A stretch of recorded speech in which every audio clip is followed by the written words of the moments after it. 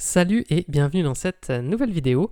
Aujourd'hui, on va voir comment faire pour créer une image 3D sur Facebook grâce à Photoshop. Donc pour obtenir ce type de rendu, on va voir comment partir de n'importe quelle photo et créer un effet comme ça de relief, de perspective en 3 dimensions. Donc on va faire ça avec Photoshop. Juste pour vous expliquer un petit peu l'idée de ce tutoriel, je vais vous montrer, donc ça c'est la photo d'origine que j'ai utilisée. Et en fait, le but du tutoriel, ça va être de créer une seconde image, mais en niveau de gris. Qu'est-ce que je veux dire par là ? En fait, pour créer une image 3D sur Facebook, on aura besoin de deux images qu'on mettra dans Facebook et qui fera ensuite le système de 3 dimensions. Il nous faudra la photo originale et une deuxième photo en niveau de gris. Donc le but, en fait, ça va être d'étudier les différents plans sur notre photo. Donc là, on voit qu'on a un premier plan ici avec une sorte de montagne, voilà, avec de la neige, le personnage aussi qui est sur ce plan-là, et ensuite on a un arrière-plan qui est constitué des montagnes et du ciel. Et en fait, pour avoir cet effet de dimension, en fait, si je reviens sur ma photo, on voit que là, le premier plan, donc la neige, quand je déplace le curseur, évolue différemment par rapport à l'arrière-plan, les montagnes, et par rapport à mon personnage. En fait, j'ai considéré qu'il y avait 3 plans sur ma photo. Alors, j'ai volontairement mis le personnage sur un plan différent du premier plan ici pour que on ait l'impression qu'il bouge par rapport au sol ici, mais on aurait très bien pu le mettre sur le même plan, c'était pas faux. Et donc qu'est-ce que j'ai fait en fait ? Le principe, ça va être de mettre le premier plan le plus blanc possible, donc en blanc comme ça avec une couleur claire, et on va travailler en niveau de gris et on va aller vers une couleur plus sombre pour l'arrière-plan. Donc là j'ai mis du blanc, pour mon personnage je l'ai mis en gris un petit peu clair disons, et j'ai mis un gris pour le fond. Ce qu'il faut savoir, c'est que alors je donne vraiment pas mal d'explications en début de vidéo, mais ce qu'il faut savoir, c'est que plus on aura un niveau de contraste élevé, donc plus on ira du blanc vers le noir, plus notre effet risque d'être prononcé. Et donc on peut avoir des distorsions qui apparaissent sur l'arrière-plan si on le met trop sombre. Donc je vous laisserai faire des tests selon vos photos, mais ici ce qui rendait bien, c'était de mettre le fond dans un gris assez clair comme celui-ci. Donc ça c'était pour les bases, pour commencer notre effet. Ce qu'on va faire, c'est qu'on va aller sur Photoshop. Donc je vais ouvrir tout simplement ma photo originale dans Photoshop. Donc là je reprends ma photo originale, je la fais glisser. Voilà, comme ceci. Je vous ai mis le lien de cette image en description si vous voulez la reprendre. Ce que je vais faire, c'est que je vais faire un clic ici sur le petit cadenas pour déverrouiller mon calque. Je vais renommer ce calque photo et je vais le dupliquer. Je vais faire commande J et je vais le dupliquer 2 fois. Il y en a un, je vais le renommer premier plan, admettons. Et le second, je vais le renommer personnage. Et donc l'idée, ça va être d'isoler tout ça sur des plans séparés. Donc là, on aura ma photo, j'ai mon calque, disons, de base avec ma photo. Là, j'ai mon calque de premier plan. Donc celui-ci, je vais garder que ici le premier plan. Donc pour ça, en fait, on va faire un détourage. Alors, je le fais très rapidement pour vous montrer l'idée. Je prends ma plume, je me mets en mode tracé et puis je fais un détourage. Alors, il faudra être précis. Moi, dans cette vidéo, je le fais très rapidement pour vous montrer l'idée, mais il faudra être précis pour avoir un bon résultat. Donc, admettons que je fasse le détourage. Alors là, je fais vraiment n'importe quoi, mais je vous mets un lien en description pour vous montrer comment faire des détourages proprement. Il y en a pour quelques minutes, mais j'ai pas envie que cette vidéo dure trop longtemps pour juste me regarder faire un détourage assez basique. Donc, l'idée, c'est de faire un détourage en s'appliquant un peu plus que ça. Ensuite, je fais un clic droit, je fais définir une sélection. Bon, là, je laisse OK. Et alors là, ma sélection, il m'a sélectionné toute cette partie-là, c'était pas ce que je voulais, donc je vais l'inverser. Sélection, je fais intervertir ici. Donc comme ça, j'ai que la partie en bas qui est sélectionnée et je vais créer un masque de fusion. Et comme ça, si je masque mes autres calques, on voit bien que sur le premier plan, il me reste plus que le premier plan. Et pour le personnage, c'est pareil, on peut prendre par exemple ici l'outil sélection rapide et puis on sélectionne le personnage très rapidement, on l'isole sur son propre calque. Alors, je vais refermer ça. Je vais fermer ce document, je ne vais pas l'enregistrer. Je vais revenir ici, là j'ai fait la même chose que ce que je viens de vous montrer, sauf que c'est déjà fait, et j'ai fait un détourage assez propre, donc je me suis appliqué, j'ai repassé les contours avec un pinceau sur mes masques de fusion pour faire ça proprement. Encore une fois, si vous n'êtes pas à l'aise avec le détourage, regardez la vidéo en description, j'explique vraiment tout sur ce qu'il faut faire ici. Donc tout ce qu'il nous faut, c'est nos éléments détourés, assez bien détourés. Donc là, j'ai mon personnage avec un masque de fusion. Ici, j'ai mon premier plan. Et sur le dernier calque, j'ai ma photo. Alors, ce que je vais faire, c'est que je vais prendre mon calque premier plan ici. Je vais faire option de fusion.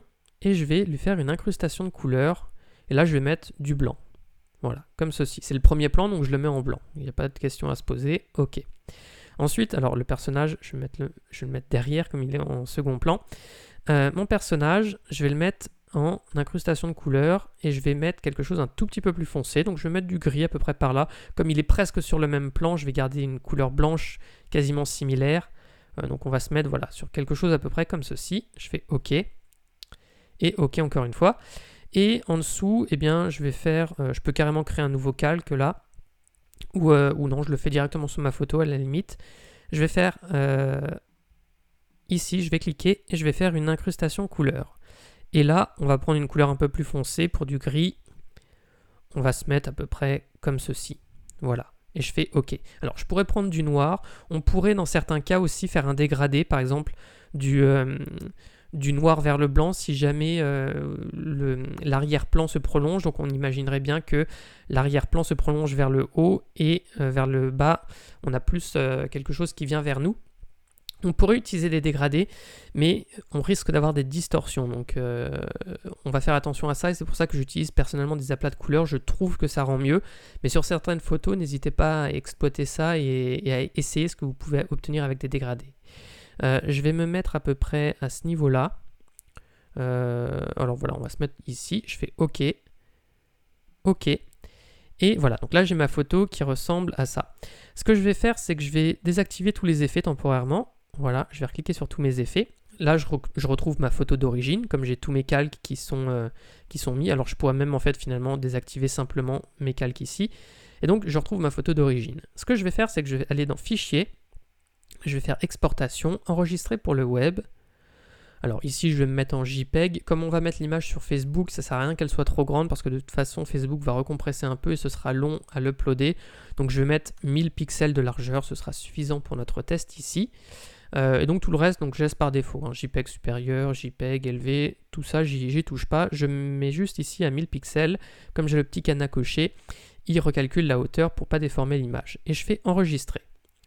Donc là je vais enregistrer ma photo dans un document, je vais l'appeler par exemple paysage.jpeg, je fais enregistrer, et ensuite je réactive donc tous mes effets ici, comme ceci, pour retrouver ma photo en niveau de gris, et je vais aller dans Fichier, je vais faire Exportation, Enregistrer pour le web, encore une fois.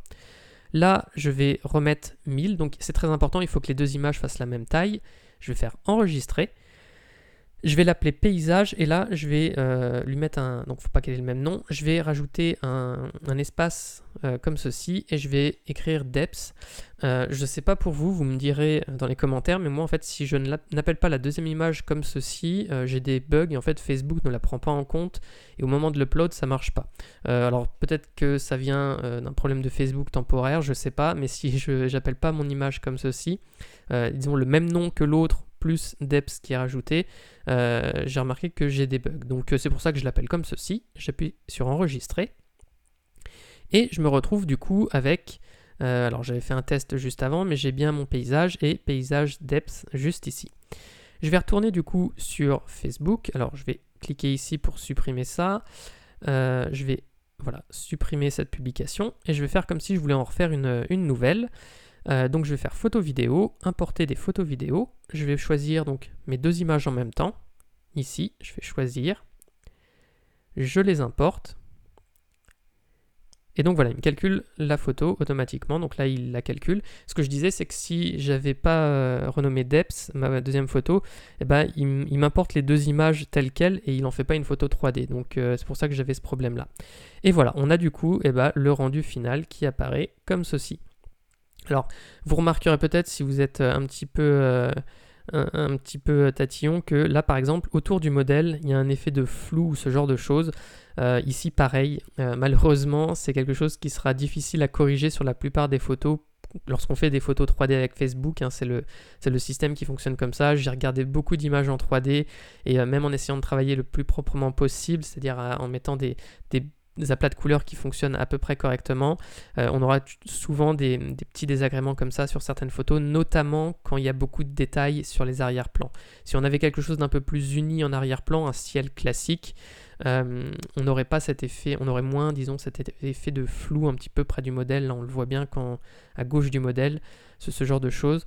Malheureusement, si on fait sur une image avec un aplat vraiment très statique en arrière-plan, si on avait par exemple juste un ciel, on verrait moins l'effet 3D, donc c'est aussi un petit peu moins impressionnant.